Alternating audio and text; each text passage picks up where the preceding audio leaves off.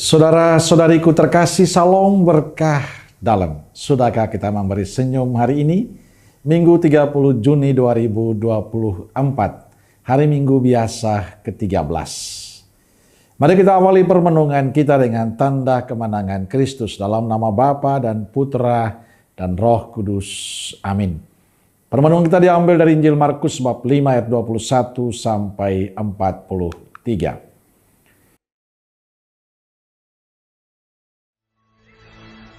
Sesudah Yesus menyeberang lagi dengan perahu, orang banyak berbondong-bondong datang lalu mengerumuni dia. Sedang ia berada di tepi danau, datanglah seorang kepala rumah ibadat yang bernama Yairus. Ketika ia melihat Yesus, tersungkurlah ia di depan kakinya dan memohon dengan sangat kepadanya. Anakku perempuan sedang sakit, hampir mati. Datanglah kiranya dan letakkanlah tanganmu atasnya, supaya ia selamat dan tetap hidup. Lalu pergilah Yesus dengan orang itu. Orang banyak berbondong-bondong mengikuti dia dan berdesak-desakan di dekatnya. Adalah di situ seorang perempuan yang sudah 12 tahun lamanya menderita pendarahan. Ia telah berulang-ulang diobati oleh berbagai tabib, sehingga telah dihabiskannya semua yang ada padanya. Namun sama sekali tidak ada faedahnya. Malah sebaliknya, keadaannya makin memburuk. Dia sudah mendengar berita-berita tentang Yesus, maka di tengah-tengah orang banyak itu, ia mendekati Yesus dari belakang dan menjamah jubahnya. Sebab katanya, asal ku jamah saja jubahnya, aku akan sembuh. Seketika itu juga, berhentilah pendarahannya, dan ia merasa bahwa badannya sudah sembuh dari penyakitnya. Pada ketika itu juga, Yesus mengetahui bahwa ada tenaga yang keluar dari dirinya. Lalu ia berpaling di tengah orang banyak dan bertanya, "Siapa yang menjamah jubahku?" Murid-muridnya menjawab, "Engkau melihat bagaimana orang-orang ini berdesak-desakan dekatmu, dan engkau bertanya siapa yang menjamah aku." Lalu ia memandang sekelilingnya untuk melihat siapa yang telah melakukan hal itu.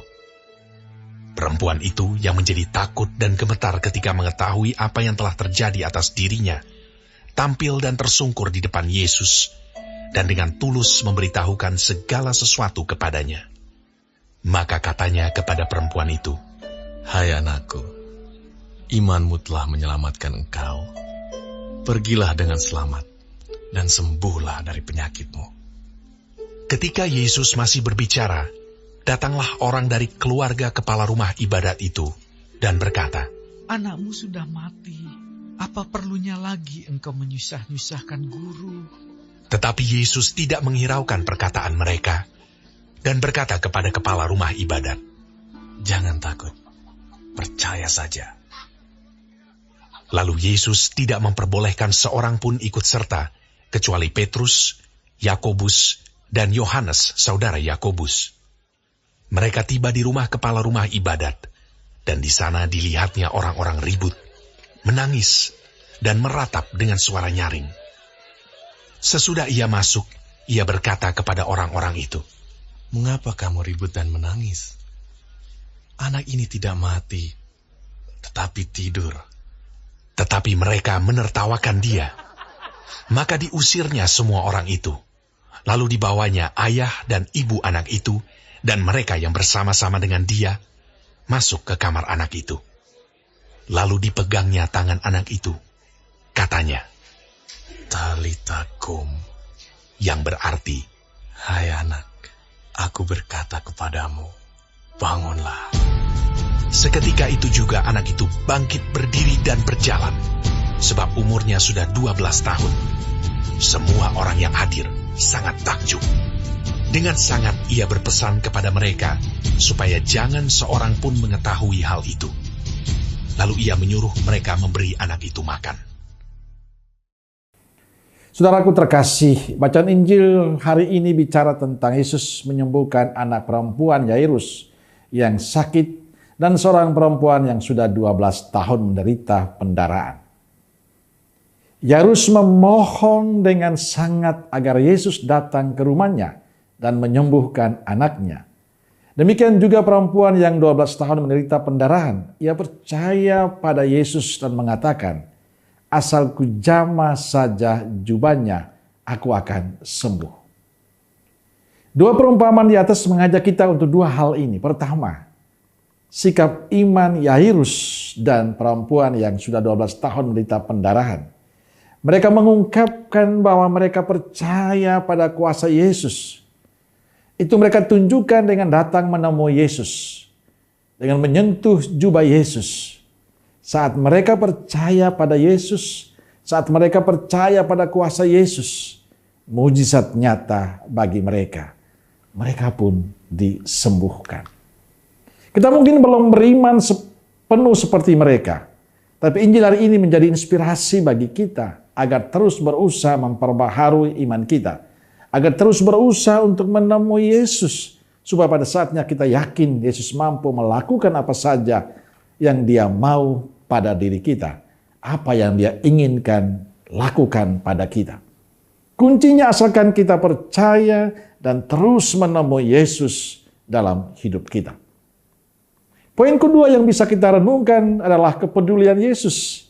Walaupun dalam kesibukan melayani, Yesus tetap memiliki hati untuk menolong mereka yang membutuhkan. Yairus dan perempuan yang 12 tahun mengalami pendarahan. Ia mau menolong mereka yang sedang mengalami masalah tertentu. Artinya sebagai murid Yesus dan pengikutnya, kita juga hendaknya ringan tangan menolong sesama kita yang sedang mengalami masalah. Karena itu Santo Paulus dalam bacaan pertama hari ini mengatakan, hendaklah kamu kaya dalam pelayanan kasih. Hendaklah sekarang ini kelebihan kamu mencukupi kekurangan mereka, agar kelebihan mereka mencukupi kekurangan kamu, supaya ada keseimbangan. Itulah himbauan Santo Paulus kepada umatnya, agar kita menolong orang yang berada dalam kesulitan sesuai teladan Tuhan Yesus sendiri. Saudaraku terkasih, kita mungkin belum seperti Yairus dan perempuan yang pendarahan, yang mau menemui dan percaya pada Yesus. Tapi kita punya kesempatan untuk seperti mereka, untuk mengalami mujizat Tuhan dalam kehidupan kita. Asalkan kita mau terus-menerus memperbaharui iman kita, membuka hati kita pada rencana Allah, supaya semakin kuat dalam iman dan percaya penuh akan kuasa Yesus.